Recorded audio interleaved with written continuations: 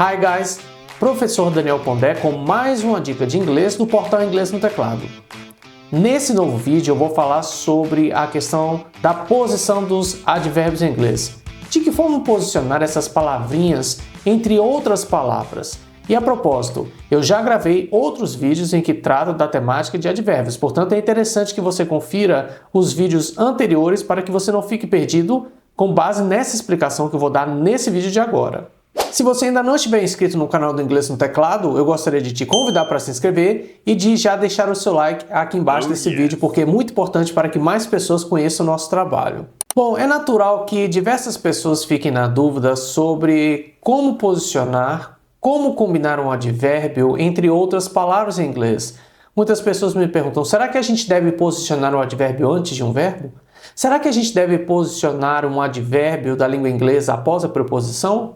Pois então, nesse vídeo eu vou tentar esclarecer aqui o maior número de aspectos atrelados a essa questão de como posicionar, como alocar o advérbio dentre outras palavras. É importante que você se lembre que existem diversas classes de advérbios em inglês. Eu já tratei aqui sobre algumas classes desses advérbios. Primeiro, vamos iniciar o nosso estudo com base nos advérbios de modo. Então, como a gente aprendeu lá atrás, o advérbio de modo, ele exprime justamente a questão de como algo se dá, como algo se deu ou como algo poderá ocorrer. Então, ele adiciona uma informação adicional no sentido de descrever como se dá determinada ação. A gente aprende que em inglês, de modo geral, os advérbios de modo eles são posicionados após um verbo ou após um objeto. Se você estivesse perguntando o que é um objeto, não faça a mínima ideia o que é um objeto. Olha, primeiro você tem que lembrar o que é um verbo. A gente aprendeu lá atrás que o verbo é aquela palavra que exprime uma ação. Então, se eu digo em português, eu comprei. Você vai me perguntar, peraí, essa frase está meio estranha, comprou o quê? Então, você está atrás do objeto, e aí eu digo, eu comprei um par de sapatos. Então, par de sapatos seria então o meu objeto. Basicamente, essa é a explicação corriqueira que eu vou dar aqui, porque eu parto do princípio de que você já tem uma noção mais ou menos sobre o que é um verbo e um objeto. De qualquer forma, caso você fique com alguma dúvida, basta deixar o seu comentário aqui embaixo, a sua pergunta aqui embaixo na seção de comentários, que eu vou fazer questão de responder. Ainda assim, mesmo que você ainda não saiba muito bem do que se trata um verbo e um objeto, você vai aprender com base nos exemplos que a gente vai estudar. Veja o seguinte exemplo em que você vai notar que eu posiciono um advérbio após um verbo ou após um objeto, como eu acabei de comentar. Bob swims well. Bob swims well. E aí você deve estar se perguntando, tá bom, ele falou alguma coisa de uma pessoa chamada Bob. O que eu disse aqui é que o Bob nada bem. O verbo swim exprime o sentido de nadar. Mas de que forma ele nada? Ele tem ali uma boa performance, um bom desempenho, mais ou menos, ruim. Eu disse well, que é um advérbio que exprime o sentido de bem. Bob nada, de que modo? Bem. Veja que eu posicionei well ao final da minha frase. Por quê? Porque veio logo após o verbo swim. Vamos supor que eu assisti uma partida de futebol e estou comentando com meu amigo sobre a performance e o desempenho de determinado jogador chamado Jack. Veja o meu exemplo. Jack played beautifully. Jack played beautifully. O Jack jogou. Jack played. Mas de que forma? Será que eu gostei? Será que eu gostei do desempenho dele? Muito provavelmente sim, porque eu disse beautifully, lindamente. Jack jogou lindamente. Jack played beautifully. Mais uma vez eu tenho aqui o verbo play, que exprime nesse caso o sentido de jogar, e aí na sequência eu tenho um advérbio que é beautifully, lindamente, que está sendo posicionado após o verbo. Por quê? Porque beautifully é um advérbio de modo. E como eu disse aqui no começo desse vídeo, a gente geralmente posiciona um advérbio de modo após o verbo. Agora vamos analisar um caso em que a gente tem um objeto. Observe o seguinte exemplo mais elaborado. John shook his head slowly. Novamente, John shook his head slowly. Então tá bom. Estou falando aqui que uma pessoa, John, ela fez alguma coisa, mas o que foi que ela fez? Eu utilizei aqui o verbo shake, que contém o sentido de balançar ou movimentar. Utilizei no passado, eu disse shook. Shook é o passado do verbo shake, que significa balançar. Então, Jack ele balançou. Mas balançou o quê? Faria algum sentido para você eu simplesmente dizer o Jack balançou, o Jack moveu? Você me perguntar, balançou o quê? Moveu o quê? Essa sua frase sem sentido. É porque você está procurando o objeto dela. Então, eu disse Jack shook his head. A sua cabeça. Com a cabeça dele. Então, o Jack, ele o quê? Movimentou a cabeça ou balançou a cabeça. Mas de que forma? Aí veio o advérbio descrevendo justamente de que forma isso se deu. Eu disse slowly, lentamente. Jack shook his head slowly. O advérbio slowly está vindo após o verbo? Não, porque o verbo é o quê? Shake, que está no passado, shook. Ele está vindo depois de o quê? Analise essa minha frase quando eu disse Jack shook his head slowly. Slowly está ocorrendo após o quê? His head, cabeça dele. Então, temos aqui um exemplo de objeto, que é a cabeça dele, e o verbo de modo slowly está vindo ao final do objeto. Então, relembrando aqui o que eu disse no começo desse vídeo, quando a gente tem um advérbio de modo, muitas vezes a gente vai posicionar o advérbio após um verbo ou após um objeto. Mais um exemplo. Samantha swore angrily. O que tem a Samantha? O que foi que ela fez aqui? O que é esse swore, Daniel? O que significa isso? Esse aqui é o verbo swear, que contém o sentido de xingar, ou até mesmo falar palavrão, falar palavras feias. Então, vamos dizer que xingar. Xingar no passado, ou seja, com o sentido de xingou, fulana xingou, é swore. Swear é a forma crua, que é xingar, mas o passado é swore. Eu disse que ela xingou. Samantha swore. De que modo? E aí eu descrevi a ação. Eu disse angrily, que é um advérbio que exprime o sentido de com raiva, ou até mesmo bravamente. Samantha swore angrily. Notou que o advérbio angrily ocorreu após o verbo swore? Agora, nem sempre a gente vai adotar essa regra. Como eu disse, essa é uma regra geral. Essa questão de que a gente vai posicionar um advérbio de modo após um verbo ou após um objeto, ela não é absoluta. Por exemplo, em inglês é comum, quando a gente quer embutir a ênfase de determinada palavra, modificar a ordem desse advérbio. Veja o seguinte exemplo utilizando o advérbio angrily. Samantha angrily slammed the door. Eu poderia dizer, a Samantha bateu a porta. Samantha slammed o quê? The door, a porta. Samantha slammed the door. E aí você, muito provavelmente, iria incluir a palavra angrily ao final, né? Porque você tem slam, que é o verbo, você tem the door, que é o objeto, né? Bateu o quê? A porta, the door.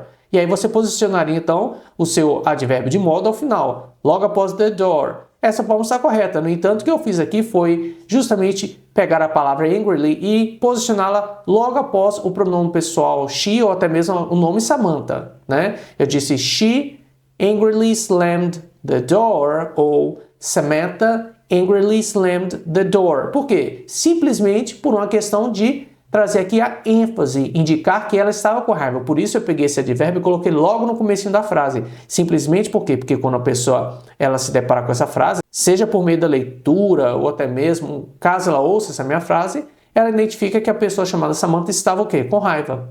Uma outra exceção a esta regra que eu disse que a gente posiciona advérbio de modo após um verbo ou após o objeto, né, dessa frase, vai ser no caso de contexto literário. É muito comum em livros ou até mesmo em se tratando de narrativas de filmes, você vê o autor ele pegando um advérbio e posicionando ele logo no começo da minha frase, justamente para que isso gere uma espécie de suspense, digamos assim, né? Um suspense ali na sua leitura, né? Isso prenda a sua atenção, ou até mesmo no caso dos filmes. Observe o seguinte exemplo em que eu narro que um personagem essa pessoa, né, pegou a arma de forma lenta. Slowly, she picked up the gun. Slowly, she picked up the gun. Estou dizendo que lentamente ela pegou a arma. Então, por quê? Porque isso desperta uma sensação de suspense, né? Isso prende a atenção da pessoa quando diz lentamente. Isso faz, inclusive, você pensar na cena. Você imagina a cena da pessoa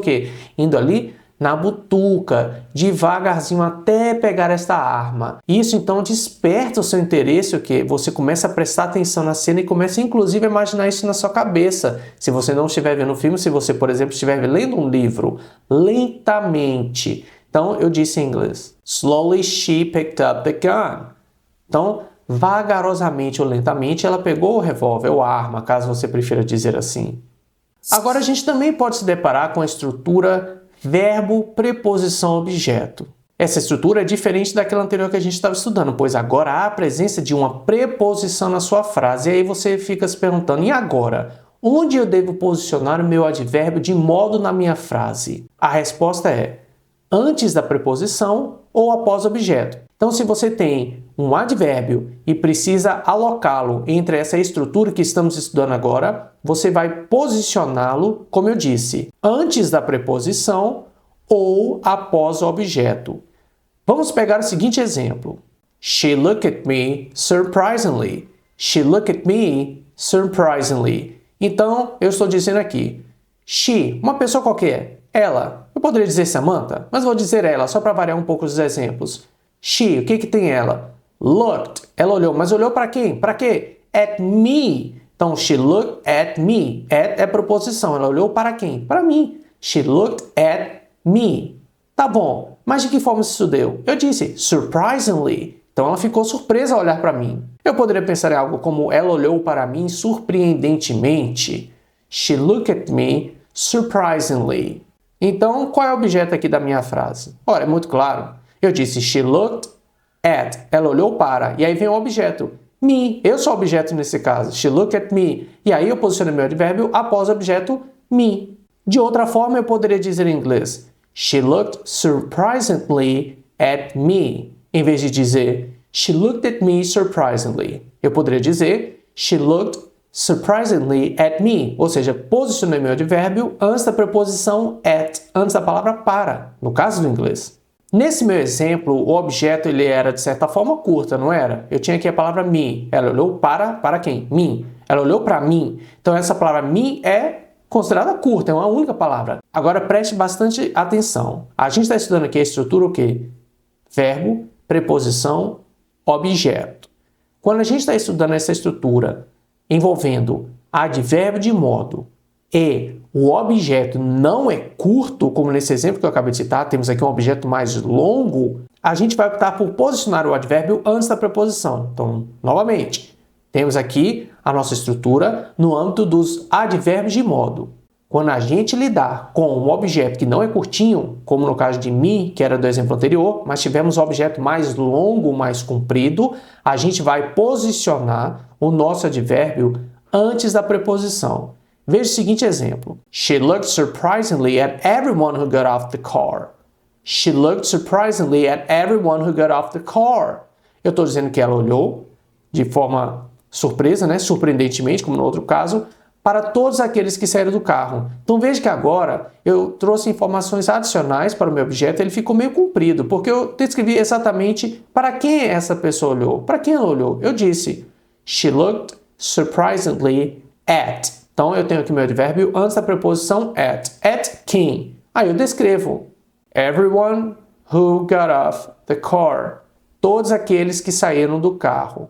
Então, não tenho mais só o me. Agora eu estou trazendo informação adicional e meu objeto está maiorzinho. Por isso, como eu disse, nesse caso eu não vou ter aqui duas opções para posicionar, alocar o meu advérbio. Eu vou sempre, nesse caso específico, posicionar o meu advérbio antes da preposição. É simplesmente uma convenção. É uma regra muito comum em inglês. Agora, existe uma regra gramatical do inglês que diz que a gente não deve posicionar um advérbio entre um verbo e um objeto direto. Repetindo, a regra diz que não posicionamos um advérbio entre um verbo e objeto direto.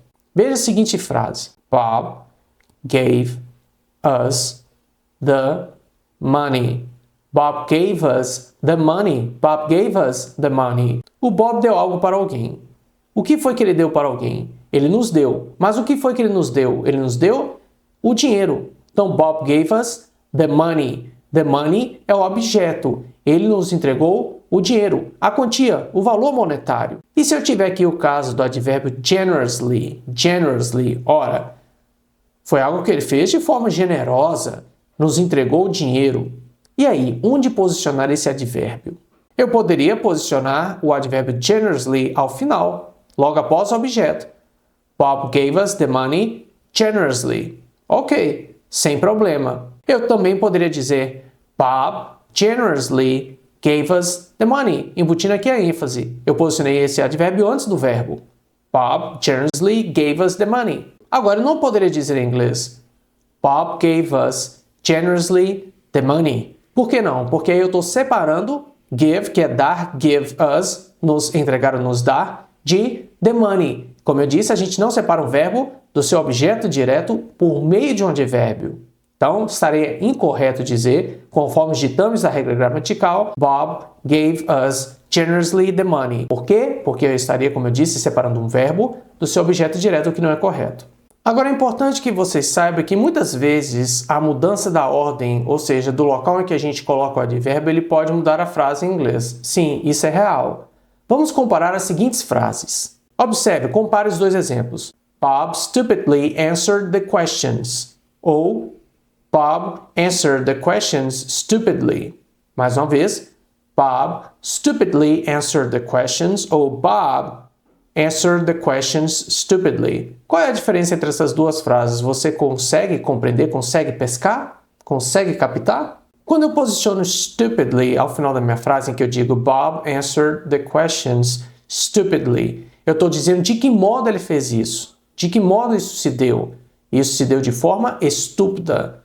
Tolamente, caso eu queira dizer assim em português, estupidamente, então de forma estúpida. Ele respondeu as perguntas de forma tola. Agora, quando eu digo Bob stupidly answered the questions, estou dizendo que ele fez algo que não era necessário ser feito. Ou seja, foi tolice, foi estupidez da parte dele responder às perguntas. Tá vendo como que às vezes a gente tem uma pequena diferença no sentido dessas duas frases? Não captou? Comente aqui embaixo. Vamos debater sobre o posicionamento desse advérbio nesses dois casos. Bom, eu decidi partir esse vídeo em duas aulas. Então nós temos aqui duas aulas sobre o posicionamento dos advérbios em inglês para que essa aula não fique demasiadamente grande e não fique extremamente cansativa. Então esse foi o meu primeiro vídeo, a minha primeira videoaula em que trato sobre a questão do posicionamento de advérbios em inglês. Procure pela segunda videoaula. Quando ela estiver pronta, eu vou inclusive deixar o link aqui para que você dê continuidade a essa nova videoaula em que eu vou tratar agora sobre o posicionamento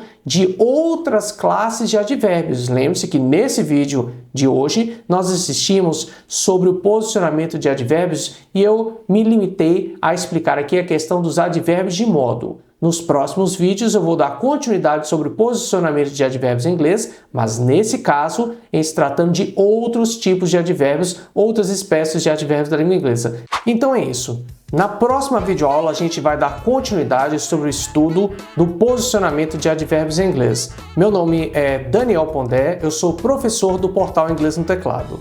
Thank you for watching and I'll see you next class. Bye!